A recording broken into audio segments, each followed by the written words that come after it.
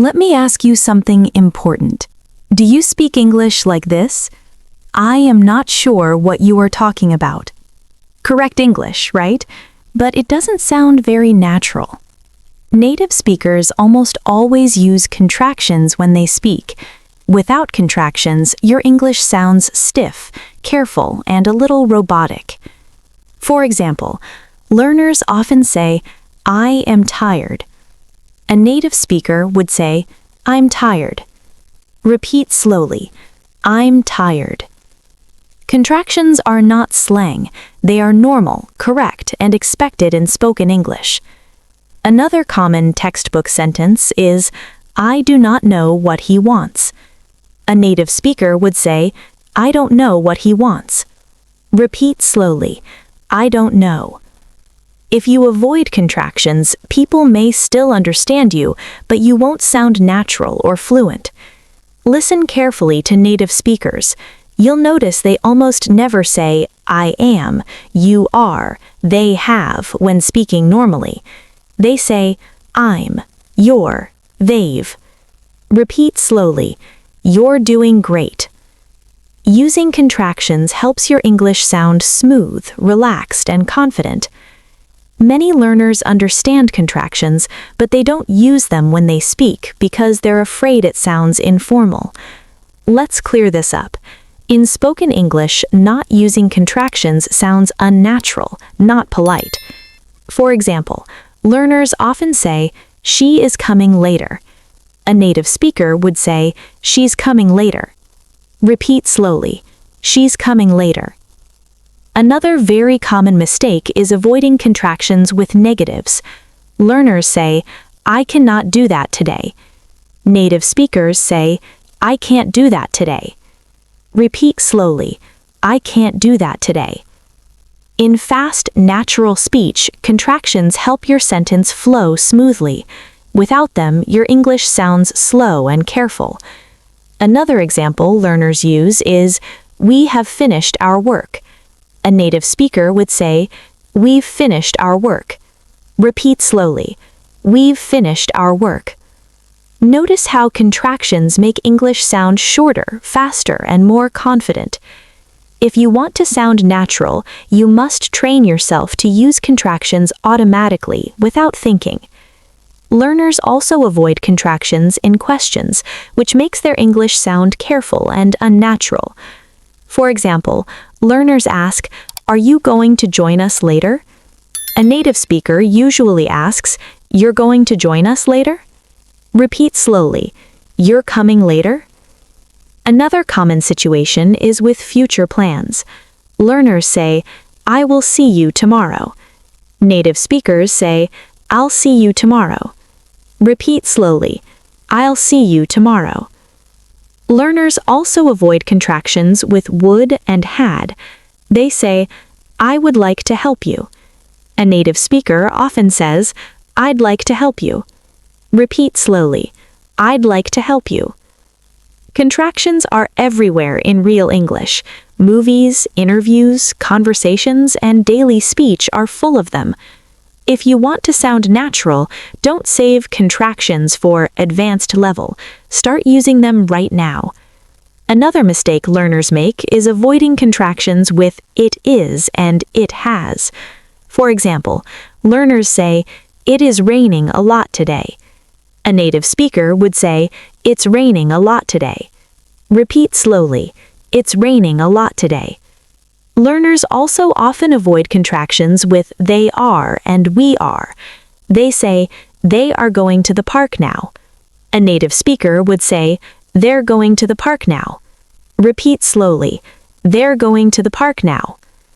Another common mistake is with I have in perfect tense. Learners say, I have finished my homework. A native speaker would say, I've finished my homework. Repeat slowly, I've finished my homework. Using contractions consistently will make your speech faster, smoother, and more natural. It's a small change that creates a big difference in how native-like you sound. Another mistake learners make is avoiding contractions with they and we. Learners say, they are going to the party tonight. Hello everyone, welcome back to Talk Olivia. Today we're going to talk about something very important, overused words in English that make you sound unnatural or robotic. Even if your grammar and pronunciation are perfect, using certain words too often can make your English sound repetitive and unnatural. Let's start with the word very. Many learners use it in almost every sentence, like, the movie was very good. Native speakers often avoid very and use a stronger adjective instead. The movie was amazing, or the movie was fantastic. Repeat slowly. The movie was amazing. Replacing very plus adjective with a stronger adjective sounds natural and confident. Another overused word is really. For example, learners say, I really like this song. Native speakers often replace it with a more precise word, I love this song, or I enjoy this song a lot. Repeat slowly, I love this song. Using stronger verbs instead of really makes your English sound confident and natural. Learners also overuse just. For example, I just want to say hello. Sometimes native speakers drop just because it's unnecessary. I want to say hello. Or for emphasis, they might say, I really want to say hello. Repeat slowly. I want to say hello. Dropping overused words makes your English clearer and more natural. Another word learners overuse is thing. For example, they say, this is a good thing. Native speakers often replace thing with a more specific noun. This is a good idea. Or, this is a great solution. Repeat slowly. This is a good idea. Using precise nouns instead of thing makes your English sound clear and professional. Learners also overuse stuff. For example, I have a lot of stuff to do. A more natural version is, I have a lot of work to do, or I have many tasks to complete. Repeat slowly. I have a lot of work to do.